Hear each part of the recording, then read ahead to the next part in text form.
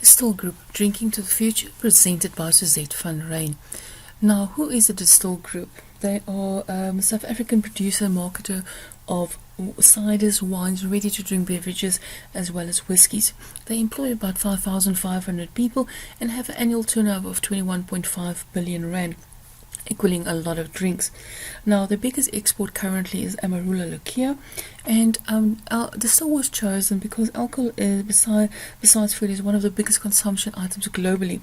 And I wanted to measure how the current economic circumstances affected consumer habits and impacting profits.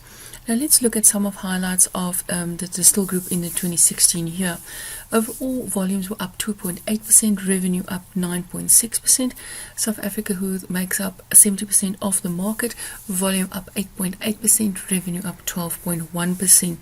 Internationally, the volumes were actually down by 12.5%, but the company benefited of the revenue, or the exchange rate rather, by increasing the revenue by 13.1%.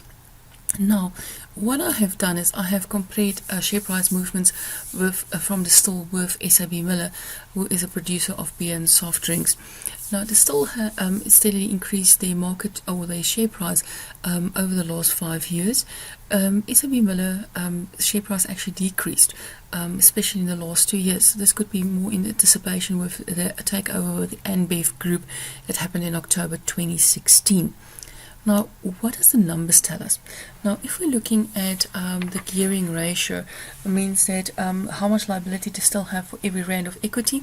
They still currently have more equity than liabilities. They're also more easy to cover the interest cover. Then the gross margin benefited from the supply chain efficiencies implemented, and as well as the exchange rate from exports. The net margin was slightly down due to the increased liabilities and settling of some liability debt. We also need to remember that this is a volume-based business, so the markups can't be too high. Now, overall, this is a steady performance of the group, indicating tight control over expenses. Now, what is the revenue drivers for this business? Fluctuations in exchange rate, it affects the exports and imports. The consumer usage were the lowest in 14 years, especially in Europe. The natural disasters can impact profits, also the ability to supply stock. Illegal sales and counterfeit goods also is a revenue driver.